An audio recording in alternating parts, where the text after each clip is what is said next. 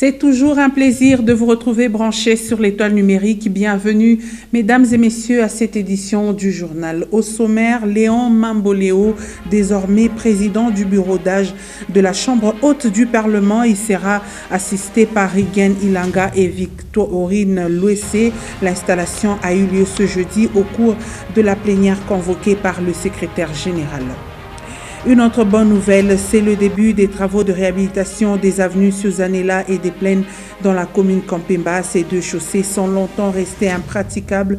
Les habitants de ce coin émettent le vœu de voir ces travaux aboutir.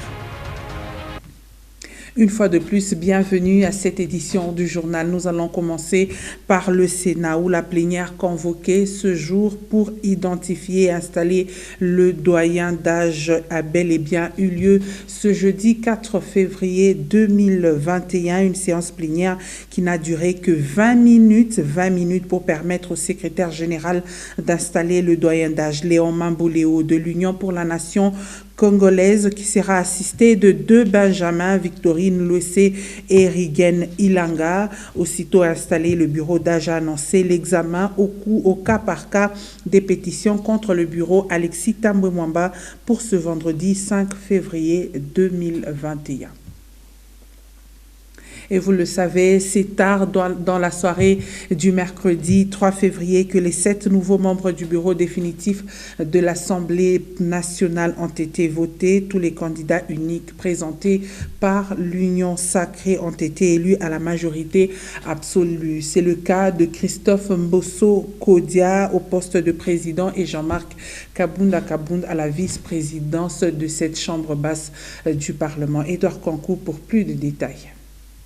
1, 2, 3. C'est sans surprise, tous les candidats du président Félix Tshisekedi, seuls en lice au poste de membre du bureau définitif de l'Assemblée nationale, ont été votés à la majorité absolue. Seul le poste des rapporteurs adjoints, réservé à l'opposition, a fait l'objet d'une bataille entre deux candidats. Voici comment se présente la composition du nouveau bureau de la Chambre basse du Parlement. Président Christophe Mbosso Kodia, élu avec 365 voix sur 478 votants. Même score pour Jean-Marc Kabound au poste de premier vice-président. Vital Banioué Sizé a obtenu 367 voix sur 478 votants et est devenu deuxième vice-président. Le poste des rapporteurs a été raflé par Joseph Lembi avec 373 voix. Colette Tchomba, quant à elle, a été élue au poste des rapporteurs adjoints avec 239 voix. Questeur Angèle Tabou avec 388 voix et questeur adjoint Jean-Pierre Kanefou qui a raflé 349 voix sur 478 votants. Les élus ont été immédiatement installés dans leurs fauteuils respectifs. Avec l'installation du bureau de l'Assemblée nationale et les tractations dans différents quartiers généraux des partis politiques, c'est déjà la consolidation de l'union sacrée de la nation. Le président de la République, Félix Antoine Tshisekedi Tshilombo, va désormais composer avec les acteurs politiques qui soutiennent sa vision. Ainsi, le peuple congolais espère voir son vécu quotidien amélioré. C'est l'un des grands défis attendus du gouvernement prochain. Une analyse de Edouard Kankou. Le chemin est balisé pour la consolidation de l'union sacrée de la nation prônée par le chef de l'État. La classe politique congolaise est mouvementée. Des acteurs politiques se positionnent sans doute pour avoir une place aux premières loges dans le prochain partage du gâteau. Et la question qui vaut son pesant d'or est celle de savoir où serait la place du peuple congolais. Le bureau de l'Assemblée nationale renouvelé, le chef du gouvernement a rendu le tablier. Le président du Sénat, dernière cartouche de l'ancien régime visé par une pétition, finira sans doute par partir. Dans des provinces, des crises d'institutions sont enregistrées ça et là. Et dans les Hauts-Katanga, le bureau d'âge a été installé pour examiner les pétitions dont font l'objet les membres du bureau de l'Assemblée provinciale.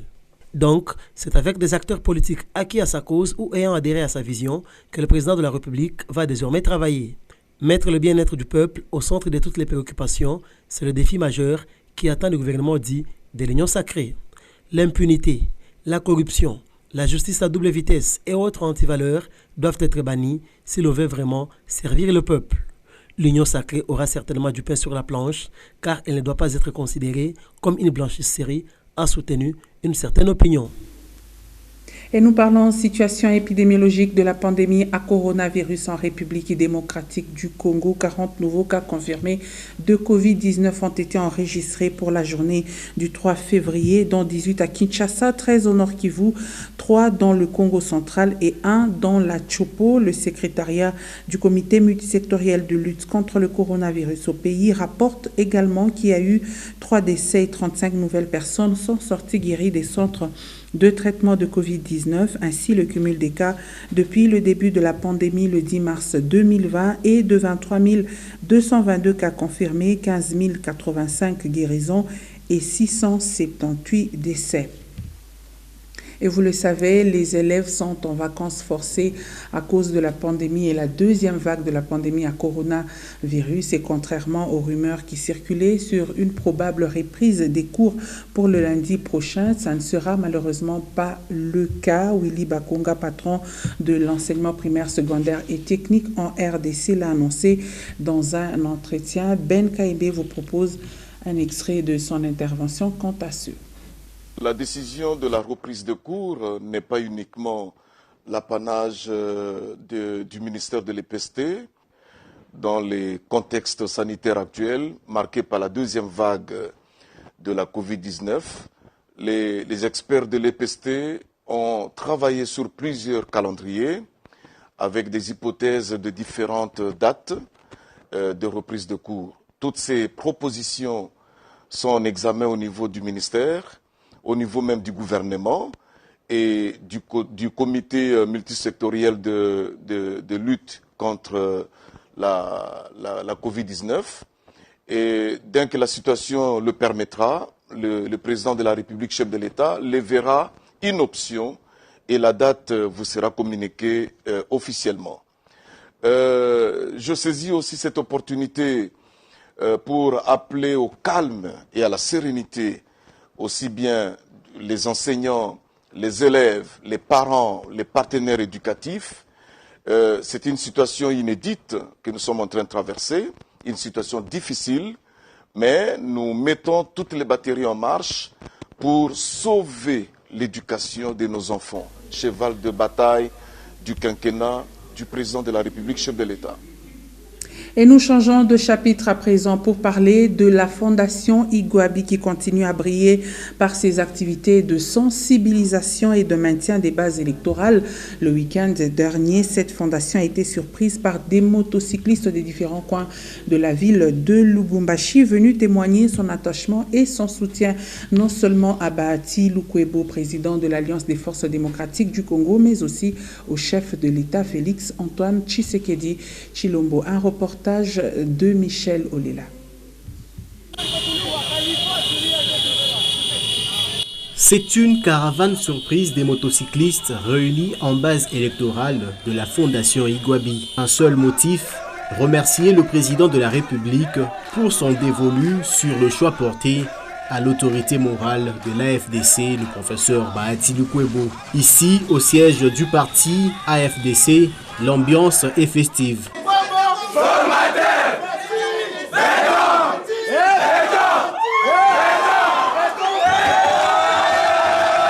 Pour faire savoir leurs soucis, un mémo est lu devant quelques personnalités de l'AFDC au Katanga, représenté ici par Henri Paul Igwabi, secrétaire national du parti.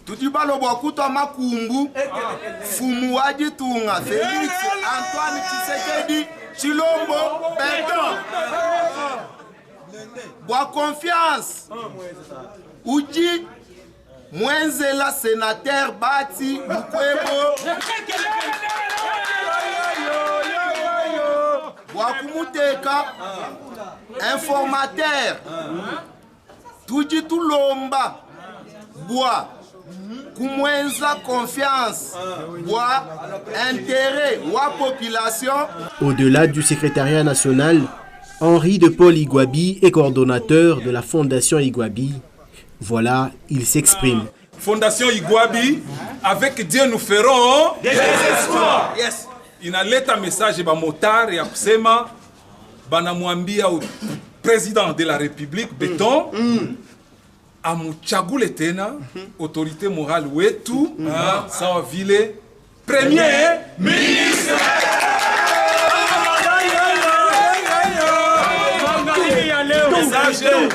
Ile message tunaipokea kuparti kujina ya parti yetu AFDC. L'honorable Pauline Gwabi Mushengezi se montre rassurante et maintient son équilibre. Mungu wetu ni wa bien. Atukuye kama leo utakatika kunakuwa hivi. Tuko na president wa sasa civile ule mwenye tulivote chez Bote. C'est fait, toutes les bases de l'AFDC s'activent davantage et se rangent derrière leur leader politique, Bahati Lukwebo, qu'ils veulent voir formateur. Et le délabrement des routes serait considéré actuellement comme le seul facteur qui faciliterait l'insécurité au quartier Golfe Plateau dans la commune annexe. Selon les habitants de ce coin, en cas de problème, les services de la police ont du mal, voulais-je dire, à intervenir compte tenu de l'état de ces artères, une situation qui concerne plus les avenues secondaires. Reportage de Merveille Congolo sur ces images de Michel Oulila. Véhicules en difficulté déroulés, cette situation arrive fréquemment sur différentes avenues secondaires du quartier Plateau-Caravia. Conséquence, même le service de l'ordre a du mal à intervenir en cas de besoin, surtout pendant les heures tardives, affirme Justin Maloba, habitant du quartier. La police inaangalia mai. Kule kwenye beko nebaita kwenda kufanya intervention wanaangalia mai mubalabala banongopa na bo kujama banarudia pakusema baende bakashunguluke bakafika yefashi yenyewe iko ile bamwiji beko ndiriana mambo inakuwa nguvu banawe bakuta basha kwenda. Et c'est ça l'image de toutes les avenues de ce quartier qui se trouve dans un état de détérioration, pénalisant ainsi la circulation dans cette partie de la commune annexe. Bon, ma difficulté tout qu'on a pas també coucher ba motard. Sa moto na tunangusha bantu paka shebenye mumai, sa moto na kuba motari bengine na buba sasa bayai balabala anezi kufika shwepa kuwekea mupeto anangusha bantu. Sa suvaka munangara ile fasha pale. Pale shumno hapa bantu benapita hapa. Beko nanguka bantu sa yote. L'insécurité persiste encore dans cette partie de la ville, compte tenu de l'état des routes. Ainsi donc, la réfection de ces dernières pourrait, d'une manière ou d'une autre, rendre plus attrayant ce quartier qui ne cesse de s'agrandir. Et cette bonne nouvelle que je vous annonçais au sommaire de cette édition du journal, c'est avec satisfaction que les habitants du quartier Bel Air 2 assistent à la réhabilitation des avenues Susanella et des Plaines, des avenues restées longtemps impraticables. Mais le vœu de ces habitants de cette partie de la commune Kampemba est de voir les travaux de ces deux routes toucher à leur fin. Un reportage de Augustin Célestin Mugonza et Michel Olela. C'est avec satisfaction que la population des avenues Susanella et de Plaine, vers des cimetières, assiste à la réhabilitation de leurs avenues. Les machines tournent en plein régime. Un ouf de soulagement car ces travaux interviennent pendant la saison de pluie afin de faciliter le mouvement des habitants du quartier Bel Air 2. Tunashikia furaha sana kwa sababu hii barabara hii iraze kusumbua sana, tulikuwa na huzuniko sana, tunahuzunika, tunasema kiba kubwa ya nchi abetone ubie ni nini barabara hii parce que quartier Bongonga ni quartier moya iko na batu ba mingi sana mekwa kupita ilikuwa ni matatizo sana. Hii matravaux iko nafanyika mu avenue Susanella ni mara ya kwanza depuis epoque ya Belge. Kama kuku muntu mwingine ni contredire ule wa zamani. Tunayua ke avenue Susanella njo mara ya kwanza banaibambako. Tunayua tunafurahi sana, mi personnellement mi nafurahi sana puisque Ibongonga unaona ni quartier natal yangu. Bien que soulagés par le début des travaux, une inquiétude plane encore dans les chefs des habitants du quartier Bel Air 2, leur achèvement. Une fois fini, l'avenue Susanella va désengorger par exemple l'avenue des cimetières. Hormis l'état d'impraticabilité de l'arrêt Kanvangu situé au croisement des routes Munama et Kafubu, un homme apparemment déficient mental tracasse sérieusement les conducteurs œuvrant sur cet axe. Certains d'entre ces automobilistes ont même abîmé les pare-brises de cet homme, de leur véhicule à cause de ce même homme qui semble édicter sa loi sur cette ligne. Et un reportage de Gaylor Chamba.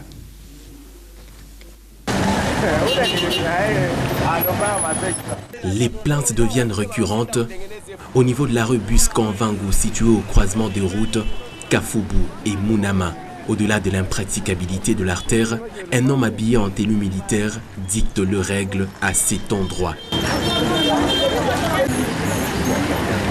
À chaque passage d'un véhicule, il lui faut un rapport qui conditionne le passage de tout véhicule de transport en commun.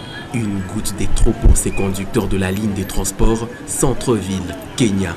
Problème tunaliaka sana ndio ile cha majimo kipo pale. Nacho kishakuwa ni kipeseri kifardese ube kishakuwa ni kinani. Ule wa majimo ule tuderanje sana kuchangia hapo na injimu inakuwa hapa ndio tunabishinda sasa. À lui d'ajouter qu'il serait une fois victime car l'homme en uniforme militaire avait cassé son pare-brise.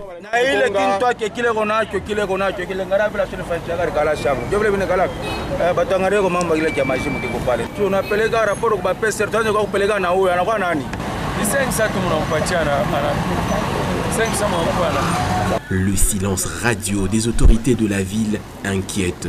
Voilà que les conducteurs se plaignent et attendent le rétablissement de l'ordre à cet endroit.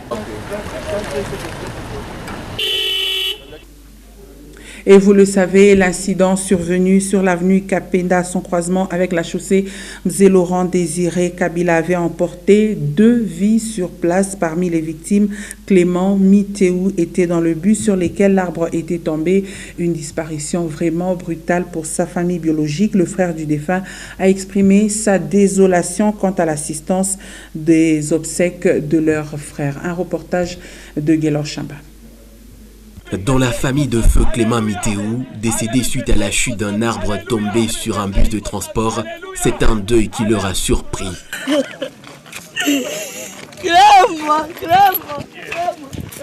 À ce sujet, d'ailleurs la famille du défunt s'inquiète de l'attitude de la mairie de Lubumbashi, car cette catastrophe a été causée par la vieillesse d'un gros arbre.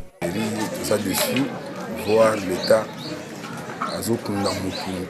responsable, on est à conduit bébé, un mort-né avec un 200 000 francs, comme on fait à Matanga, avec un 40 000 francs exigeant, avec un cercueil pas compliqué. Tout le monde a surtout insisté, la mairie a zaté, qu'il n'est pas bourgmestre, le côté bureau, ils ont dit ça. Bon, tout ça dessus. Les autorités de la ville se sont vues obligées d'assister la famille pour l'organisation des obsèques. Malheureusement, Mwamba, frère du défunt, exprime son regret à l'endroit des autorités urbaines, car il aurait reçu rien que 400 000 francs congolais et une portion de terre au cimetière de Kashamata. Ceci n'enlève rien à la douleur de la famille. Feu Clément Mitéou a laissé derrière lui une veuve et 3 orphelins en désespoir total.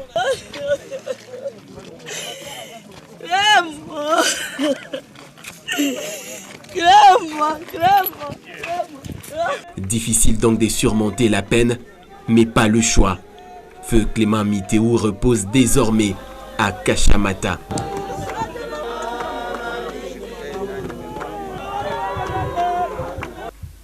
Et nous terminons ce journal par le sport. 4-0, c'est le score final de la demi-finale qui a opposé le pays hôte, le Cameroun, au Maroc, tenant du titre qui jouera une seconde finale consécutive. Le résumé est de Joël Banewa.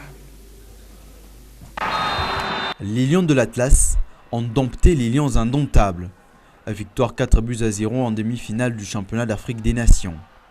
C'est d'abord le capitaine Ayoub El Kaabi, lancé en profondeur, qui va manquer son face. Soufiane Raimi, dont on a vanté les mérites en début de retransmission. Raimi qui vient conclure en ouvrant son... 74e minute, Pierre Etamé commet l'irréparable. Une passe plein axe hasardeuse et qui va profiter à Soufiane Raimi bien placé et qui va tranquillement pousser la balle au fond et signer.